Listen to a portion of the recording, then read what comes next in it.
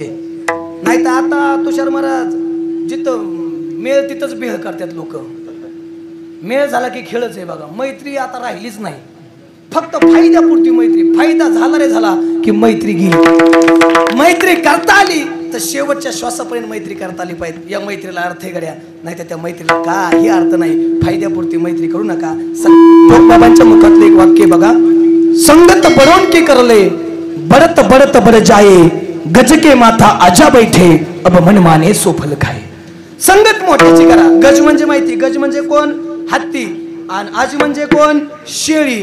शेळी आणि हत्ती अशी तुमच्या रोडला चालाय निघाली आणि हत्ती आपलं कसा बिदामाने चालला आणि शेळी किती तुरतुर चालली तरी हत्तीच्या पुढे जाऊ शकत नाही. आणि शेळी तीनच फुटावलं करांडी हाणायचा आणि हत्ती असं मोठ्या मोठ्याने जारं उपटायचा. आणि मग त्या हत्तीनं सांगितलं हे शिळूच नाही. अगं कुठपर्यंत असं तुरतुर चालणार, कुठपर्यंत तीनच फुटावलं करांड हाणणार.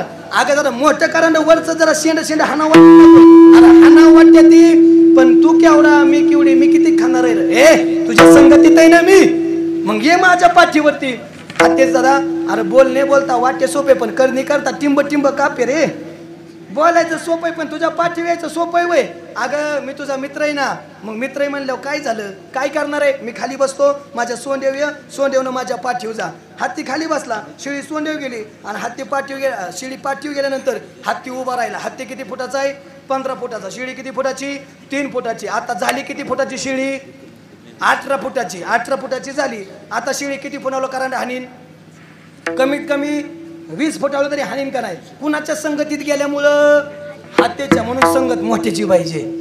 नाही तर आता तुषार महाराज जिथं मेळ तिथंच भेळ करतात लोक. मेळ झाला की खेळच आहे बघा. मैत्री आता राहिलीच नाही. फक्त फायद्यापुरती मैत्री. फायदा झाला रे झाला की मैत्री गेली. पटवून देऊ का मैत्री कशी पाहिजे? तरुण मुलं या ठिकाणी भरपूर आहेत, तुमच्यासाठी सांगतो मैत्री कशी पाहिजे. दूध माहिती आहे? दूध माहिती आहे? पाणी माहिती आहे? टाकता का दुधात? म्हणलं तुम्ही दुसरीकडे जायचा. हां पाणी दुधात टाकता नका टाकू. लोकांची लेकरं खात्यात होते. जैशी करणी वैशी भरणी. जसं कराल तसं भराल. अजिबात नाही, तसं नाही चूक करायची. बाबा काष्टीतली घटना आठवली म्हणून सांगतो. काष्टीतली असं ती कोड येतात ना, ते दूध चेक करायला. चेकिंगमध्ये दुधात फॉल्ट गावला आणि ज्या माणसाच्या दुधात फॉल्ट गावला का त्याच्या घरी गेली सप्ताह कमिटी. ज्या माणसाच्या दुधात फॉल्ट गावला का त्याच्या घरी गेलं. कोण? क्वाड. आणि घरी गेल्याबरोबर असं गोटा बघितला, 100 लिटर दूध जात होतं आणि गोट्यात फक्त 2 बैल. कशाचं दूध काढत होता काय माहित. इतकं पाप केल्यावर देव जगू देत असतो वय. हा लय अवघड आहे. दुधात पाणी टाकलं बघा. दुधात पाणी मिसळल्याबरोबर दुधानं पाण्याला रंग दिला, चव दिली आणि दुधानं पाण्याला त्याचं मूल सुद्धा दिलं. आता ते दूध आमच्या मावशीच्या हातात आलं. मावशीनं गॅस पेटवला, गॅसवरती पातेलं ठेवलं आणि त्या पातेल्यात ते दूध काय केलं?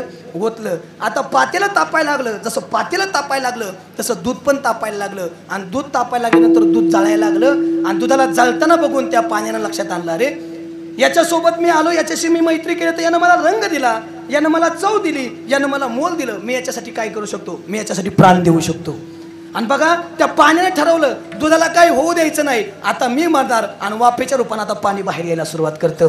पण ज्यावेळेस पाणी बाहेर येतं का त्यावेळेस दूध ठरवतं, अरे मी याला रंग दिला, मी याला चव दिली, मी याला माझं मोल दिलं, पण हा माझ्यासाठी जीव द्यायला तयार आहे ना. मग आता याला मरू द्यायचं नाही. मावशी आता ते दूध उतू येतं आणि ज्या गॅसनं त्या दोघाला जाळलंय का त्या गॅसला बंद करून टाकतं. याला म्हणतात मैत्री. मैत्री करता आली तर शेवटच्या श्वासापर्यंत मैत्री करता आली पाहिजे. या मैत्रीला अर्थ आहे गड्या, नाही तर त्या मैत्रीला काही अर्थ नाही. फायद्यापुरती मैत्री करू नका. संतांच्या संगतीत जा. संतांच्या संगतीत गेला की जीवनाचं कल्याण झाल्याशिवाय राहणार नाही. विठो.